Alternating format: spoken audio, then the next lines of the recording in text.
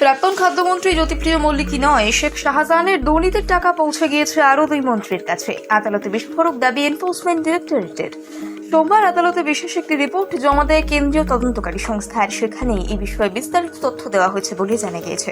অন্যদিকে সন্দেশখালী থেকে উদ্ধার হওয়া বিপুল অস্ত্র আদালতে পেশ করল সিবিআই, আর সেই অস্ত্রের সঙ্গে শেখ শাহজাহানের যোগ নিয়েও চাঞ্চল্যকর দাবি করা হয়েছে, যার ফলে তৃণমূলের বেতাজ বাদশার অস্বস্তি আরও বাড়বে বলেই মনে করা হচ্ছে।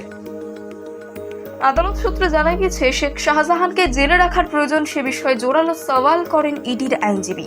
একের পর এক দুর্নীতির প্রসঙ্গ তুলে ধরেন। পাশাপাশি বিপুল অস্ত্র উদ্ধার হওয়া নিয়ে একের পর এক দাবি করা হয়েছে। পাশাপাশি একটি রিপোর্টও জমা দেওয়া হয়েছে।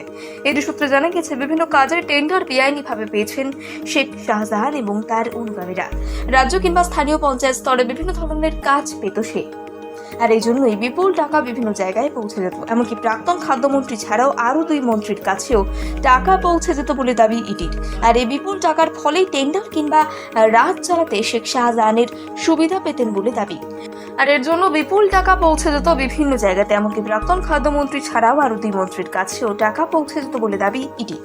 আর এই বিপুল টাকার ফলেই টেন্ডার কিংবা রাজ চালাতে শেখ শাহজাহানের সুবিধা পেতেন বলে দাবি।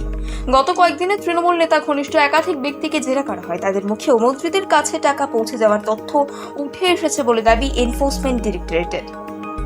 এমনকি দুর্নীতির টাকা অস্ত্র ব্যবসাতে খাটানো হতো বলেও ইডি সূত্রে খবর। এমনকি এই বিষয়ে আদালতেও সংশয় প্রকাশ করেন তদন্তকারীরা। আইনজীবী বলেন, দুর্নীতির টাকা ঘুরপথে অস্ত্র ব্যবসায় লাগাতেন শেখ শাহজাহান। এই বিষয়ে জেরা করা প্রয়োজন। অন্যদিকে এদিন বারাসত আদালতে তৃণমূল নেতা ঘনিষ্ঠদের বাড়ি থেকে উদ্ধার হওয়া অস্ত্র পেশ করেন সিবিআই। এমনকি দুর্নীতির টাকা অস্ত্র ব্যবসাতে খাটানো হতে বলেও ইডি সূত্রে খবর। এমনকি এই বিষয়ে আদালতের সংশয় প্রকাশ করেন তদন্তকারী সংস্থা। আইনজীবী বলেন, দুর্নীতির টাকা ঘুরপথে অস্ত্র ব্যবসায় লাগাতেন শেখ শাহজাহান। এই বিষয়ে জেরা করা প্রয়োজন। অন্যদিকে এদিন বারাসত আদালতে তৃণমূলের নেতা ঘনিষ্ঠের বাড়ি থেকে উদ্ধার হওয়া অস্ত্র পেশ করে সিবিআই। সেখানে তদন্তকারী সংস্থার তরফে অস্ত্র চোরাচালানের বড় সংখ্যা প্রকাশ করা হয়। বলে রাখা প্রয়োজন, 14 দিনের জেল হেফাজতের মেয়াদ শেষ হওয়ার পর সন্দেশখালীর বেতাজ বাদশাহ শেখ শাহজাহানকে আদালতে পেশ করা হয়েছে সোমবার। শেখ শাহজাহানের বিরুদ্ধে আরও বেশ কিছু তথ্য প্রমাণ হাতে পেয়েছে ইডি। সেই সমস্ত তথ্য প্রমাণও ইডির কেস ডায়েরির মধ্য দিয়ে আদালতে পেশ করা হয়েছে। প্রাক্তন খাদ্যমন্ত্রী জ্যোতিপ্রিয় মল্লিকই নয়, শেখ শাহজাহানের দুর্নীতির টাকা পৌঁছে গিয়েছে আরও দুই মন্ত্রীর কাছে। আদালতে বিস্ফোরক দাবি এনফোর্সমেন্ট ডিরেক্টরেটের।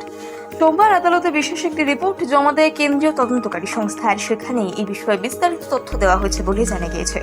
অন্যদিকে সন্দেশখালী থেকে উদ্ধার হওয়া বিপুল অস্ত্র আদালতে পেশ করল সিবিআই, আর সেই অস্ত্রের সঙ্গে শেখ শাহজাহানের যোগ নিয়েও চাঞ্চল্যকর দাবি করা হয়েছে, যার ফলে তৃণমূলের বেতাজ বাদশার অস্বস্তি আরও বাড়বে বলেই মনে করা হচ্ছে।